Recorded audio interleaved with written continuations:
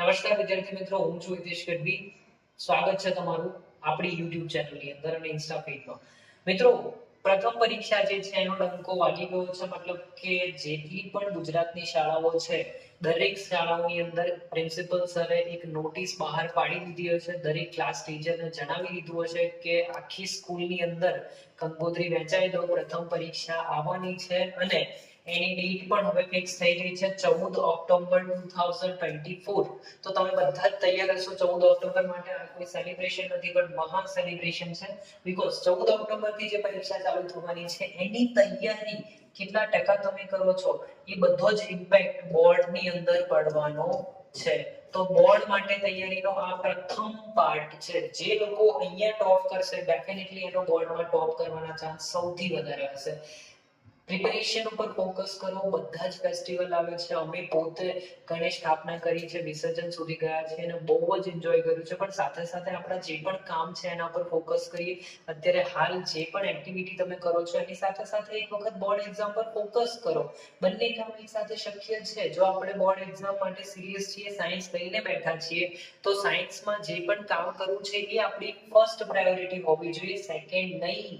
Second priority આપણી other activities છે. God will always બરાબર સપોર્ટ અસ. બટ ક્યારે? જ્યારે તમે કંઈક મહેનત કરી હશે ત્યારે. વગર ખાલી કોઈ આપણો સપોર્ટ કરવા માટે રાજી નથી. તો તમે લોકો પણ એવી પ્રિપેરેશન કરો જેમાં ભગવાન પણ હોય અને મહેનત પણ હોય. ભગવાન તમારી સાથે ક્યારે હશે? જ્યારે તમે પ્રિપેરેશન કરતા હશો. તો પ્રથમ પરીક્ષાની અંદર તમારું જે ગોલ છે એ સેટ કરો કે મને આટલા ટકા સુધી પહોંચવું છે. જો કે પ્રથમ પરીક્ષાની અંદર ટકા એટલા બધા કામના નથી હોતા. પ્રથમ પરીક્ષાની અંદર માત્ર ને માત્ર નોલેજ ઇમ્પોર્ટન્ટ છે. Maximum knowledge. જેટલું વધારે નોલેજ તમે લેશો, જેટલા વધારે આગળ વધશો, એ જ તમને કામ લાગશે બોર્ડની અંદર. ઇમ્પોર્ટન્ટ ક્વેશ્ચન કરવા ના જશો, કેમ કે ઇમ્પોર્ટન્ટ ક્વેશ્ચન પ્રથમ પરીક્ષામાં કઈ અંકલ માર્ક્સ આપવાના હતા, બરાબર? બીજી પરીક્ષાની અંદર બી કોઈ અંકલ માર્ક્સ આપવા બેઠા નથી.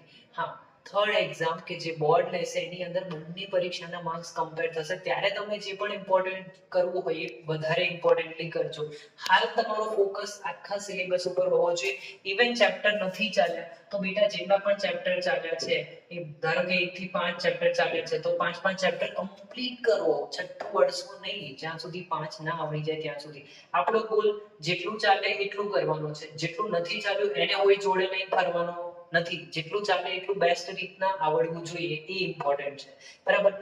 તો પછી તમે ધોરણ 9 ના હોય, 10 ના હોય, 11 ના હોય, 12 ના, એની સાથે મને કોઈ લેવા દેવા નથી. પણ 10-12 વાળાને ખાસ યાદ રાખવું, 5 ચેપ્ટર ચાલ્યા છે તો 5 પૂરા કરીશ. છઠ્ઠા ને અડીશ નહીં, કેમ કે 5 તો એકદમ સોને મઢેલા થઈ જાય ને, બરાબર? બાકી છઠ્ઠું પછી જોવાશે, છઠ્ઠું આવડી જશે.